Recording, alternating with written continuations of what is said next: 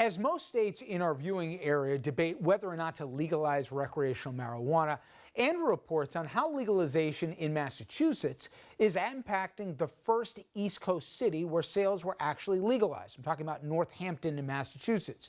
Well, tonight, in part 4 of a special report, Andrew investigates how legalization is impacting kids and the fight against opioid abuse. Andrew? Well, Rich, we've already looked at the big picture and the money and quality of life issues in Northampton.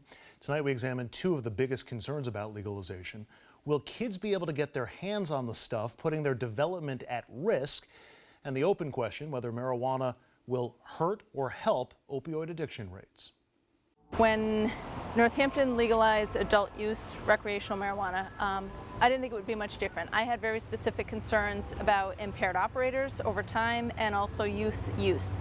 And those remain my 2 concerns. It may be the biggest concern about legalizing marijuana, that kids whose brains are most vulnerable to the impact of cannabis will have an easier time getting it in a town where marijuana is legal.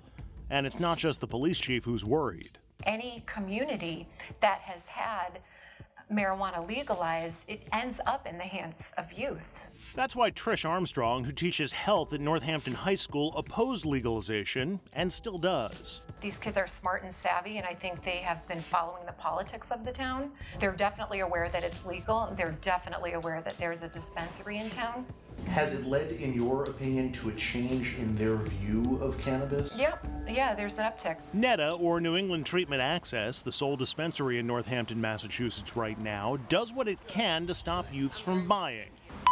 They scan IDs at the door and again at the counter. I just want to see your ID. Fakes will not cut it, but the rest is up to adults. Can I get a pre-roll with the GG number 4? We are just as rabid as we can be about ensuring that the packaging that we have is child-proof and tamper-proof. So when someone leaves here, it's sometimes hard for adults to open it, let alone children. But even if they can't buy it at NEDA, just having NEDA in town may have an impact on how kids view marijuana. It's dangerous. I think that because it's been legalized, they think it's normal and okay, and I think that is a scary mindset. The goal is, in adolescence, to learn how to tolerate uncomfortable feelings. If you drift into using a substance rather than sit and tolerate your feelings, you don't learn those things you're supposed to learn in adolescence.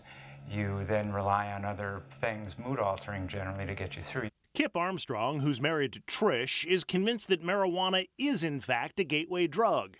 And there's no question that marijuana is a danger to the developing minds and psychologies of kids. But we're still left wondering, are more kids using marijuana because it's legal for adults, or because there's a marijuana dispensary in town where adults can legally purchase it? What we have seen trend-wise in the immediate, post-legalization is confusing. ANANDA LENNOX is the coordinator of the Northampton Prevention Coalition. They work with the Northampton School District to help prevent substance use and abuse by students. Every 2 years, the coalition surveys the 8th, 10th, and 12th grade classes and asks if students have ever used specific kinds of drugs and if they've used any recently.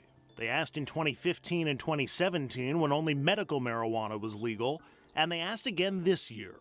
One important disclaimer, the 2019 data is still preliminary.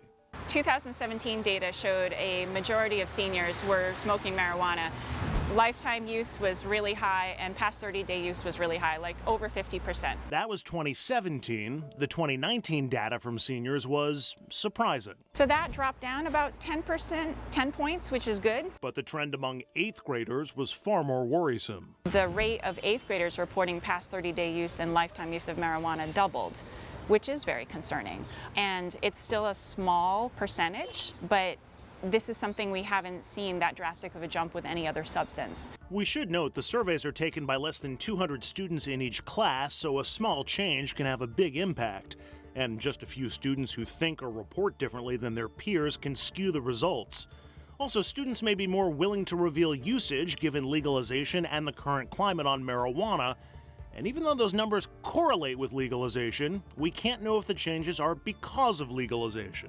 I think the attitudes play a much bigger part than the legalization, but I think the legalization it's like they all fit into each other, right? The attitudes change, and so the status, if it's legality, changed. One more note on trends in Northampton. This goes back to the advent of medical marijuana in 2013 and the green medical cards given to patients.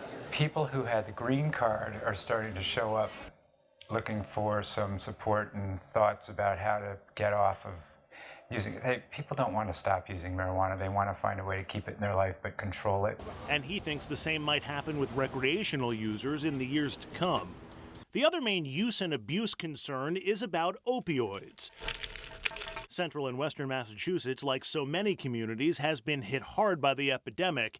It's too soon for any hard data, but there are no reports of opioid use, abuse, or arrest spikes, and there's actually some anecdotal evidence that legal marijuana may be helping. A member of our community who is in a wheelchair and serves as the chair of our disability commission, and since legalization, he's now been able to move off of opioids for pain and over to marijuana. I've had veterans come up to me and thank me for the position we've taken on marijuana because it's helped them to be able to deal with pain and to be able to deal with chronic issues like PTSD and not be on opioids. But despite anecdotes like that, or the fact that states, including New York, allow medical marijuana to help combat opioid abuse, our addiction counselor says that's just playing with fire. I don't think using any drug except for psychiatric drugs is a viable method. You need to stop mood altering. You need to stop mood altering. And using anything to help you get down there is just prolonging the amount of time and risking relapse. We wrap up our special series tomorrow night on RFL. Our focus, the customer experiences at NEDA, the coming challenges for Northampton, and the lessons learned there that can be applied if and when legal marijuana comes to other parts of our region. That's tomorrow night at 6 on RFL. Rich? Andrew, is it too early in the process where legalizations happen to have empirical data to know, is it a gateway drug? You know, how much of an impact on different ages this is? It is very early, only because it's been legalized there for 8 months. So to find out what the impact is going to be on, let's say, opioid abuse rates, or even whether kids are getting their hands on it, remains a challenge. The other thing is, just because there are changes in those rates, where there were changes at the same time, doesn't necessarily mean it was caused by legalization or the open dispensary there. As we talked about in the piece, a lot of the attitudes are changing about marijuana. That's reflected in the opening of the dispensary and legalization. So that change in attitude may be affecting some of these rates. I was going to go there, the stigma.